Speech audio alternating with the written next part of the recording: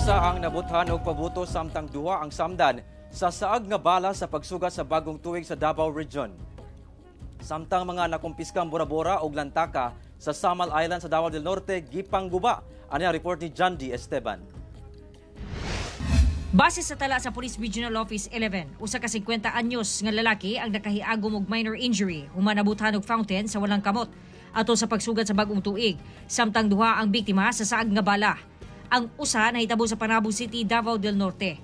Ang 19 anyos nga biktima naigo og bala sa ulo sa wala pa matino nga pusil alas 12:20 sa kadlaw niadtong January 1. Muli siya ma'am, napa siya karon sa hospital sa Tagum City.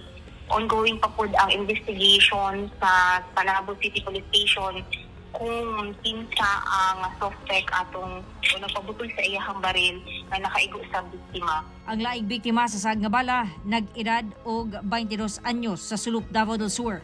Nahitabo kini alas 5:45 niadtong Enero 1. While going home from Padada ma'am, along the way nakabati siya na murag nagnam iyahang left arm na ay may samad, so nato siya sa hospital. Dito na sunta na allegedly from caliber 45 pistol ang nakaigo sa iya. Sa karon parayon ang investigasyon sa kung kinsa ang mga nagpabuto sa ilang pusil. Pero taliwala din nagbalinawon matud pa ang pagsaulog sa bagong tuig sa Davao Region sumala sa kapulisan. Samtang gipangguba ang nakumpiska nga mga bora-bora ug lantaka sa Samal Island, Davao del Norte. Adlang Huwebes, gipaagian og pison ang 149 ka bora-bora ug pulo ka lantaka aron dili na subling magamit.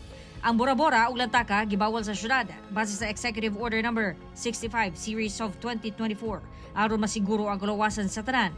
Sa Mabini, Davao de Oro, gipangkumpiska sa kapulisan ang pipila ka motorsiklo nga naggamit og bora-bora nga tambutso ato sa pagsugat sa bagong tuig. Sa impormasyon nga nakuha sa GMA Super Radio Davao sa Mabini PNP, dili mubos sa napulo ka motorsiklo ang gipangkumpiska ug gikustodiya. Tumong sa mga aktibidad nga mapugnan ang sobra kasaba, kagubot ug disgrasya ato sa pagsaulog sa bagong tuig.